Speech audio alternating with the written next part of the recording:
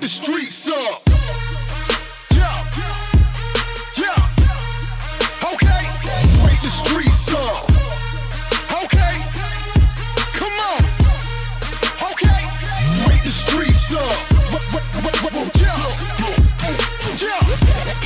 Come on, wake the streets up. Yeah, yeah. Okay. Good morning, everyone, and happy Monday. It's time to get up and tune into your daily Boss FM news. I'm Xander. And I am Kristian. Let's get right into the news.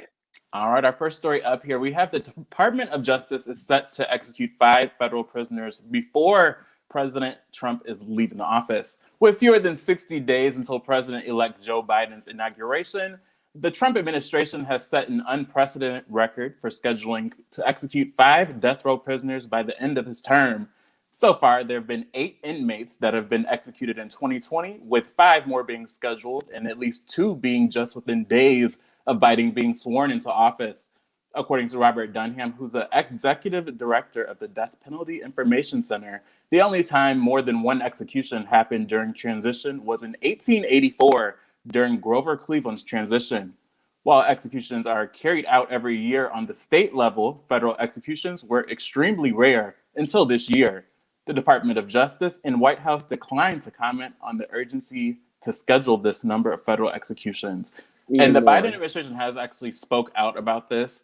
They're wanting to slow this down, obviously, because there are people who have been falsely imprisoned who are actually in this predicament. So, I mean, the sooner we can put a halt to these types of things, I think the better. I think very well.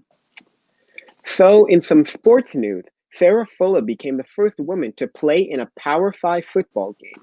Fuller is a goalkeeper for Vanderbilt's women's soccer team, and just last Sunday, she helped her team clutch the first SEC women's soccer title since 1994 with a 3-1 victory over Arkansas. She planned to go home for Thanksgiving after that, but when the football team needed her, she answered the call. Her substitution came after every member of the Commodores kicking team were forced to quarantine after one of their members had contracted the coronavirus. Her first game, Fuller wore the number 32, the same number she wore on the soccer team jersey, and her helmet with the phrase, "Play like a girl." After the game, she said in an interview, "It's just so amazing that I can represent the little girls out there who wanted to do this thing or thought that about playing football or any sport, really." And I mean, it's really good news to hear that. When I originally first read the story, I thought she was actually just a member on the team, which I thought would have been a better thing. But still, I mean, her playing a game at this high level in college football is still she's doing her opened thing. So many doors. Exactly, she's doing her thing. Okay, absolutely. Now, on the positive side, it's great to see that representation, but I did see screenshots, and I wish I would have submitted them so everyone could see them, just of some of the men commenting under her pictures with just the craziest things, wanting to see her get sacked, wanting to see her get tackled. It's why are we wishing these things on just to prove that a woman, or you don't think a woman should be in the NFL or college football, whatever it is. I'm going to actually send those on so y'all can see them, because it actually is wild. I may have sent them in earlier. What we got? Yeah, just seems insecure men being insecure men. So sickening. So according to the COVID tracking project, COVID-19 cases have increased daily for the past 17 days. Just this past Saturday's numbers here in the U.S. reached a high of 91,635. The New York Times also reported that we are over 4 million COVID cases in November alone, making the worst month for the pandemic by a large margin. The U.S. is already well over 13 million confirmed cases and 266,000 deaths. Looking to the next few weeks, we'll see if the holiday travel will cause a sharp spike in cases.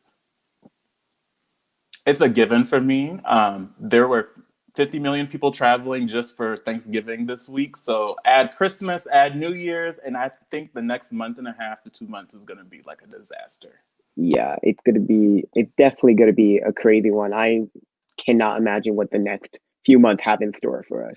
But in some additional COVID news, suspected North Korean hackers have reportedly tried to break into the systems of AstraZeneca, one of the 3 Western drum makers claiming to have created a successful coronavirus vaccine. They have not sought to have successfully gained access, according to sources, but this comes weeks after the country tried to hack into South Korea's network to gain vaccine information as well.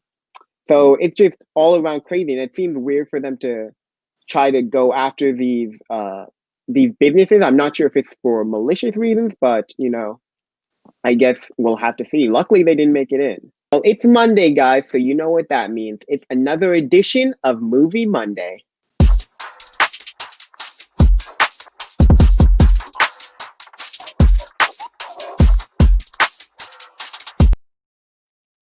So on Movie Mondays, we talk about some of our favorite films that we've watched this week, or just in general. So, Kristian, you got a favorite movie you want to share with us?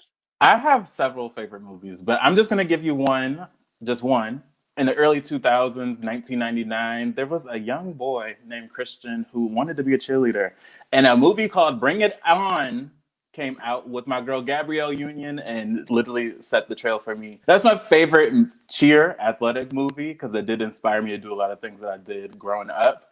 I too have a favorite movie, but actually I'm not going to share that. I'm going to choose a film that I watched this week for class. It's called Hail Satan. It's a documentary by it's called Hail Satan. It's like this documentary by the Satanic Temple, just like talking about like what they do. It's so interesting because like the organization is like they're basically just like political activists, which is super funny. And like their whole like monogram of Satan is kind of just like a cover. I'm sure there's like real devil worshippers, but they're like not exactly. But it was an interesting watch. All right, everyone, that's it for your Monday morning news. Make sure you tune in later today at 8:30 for some more news with Boss FM. If you'd like to rewatch any of our shows, as always, they'll be available for replay on our Boss FM app, as well as all of our social media platforms. Thanks again for tuning in, y'all. I'm Kristian. And I'm Xander. Have a great rest of your day. Peace out.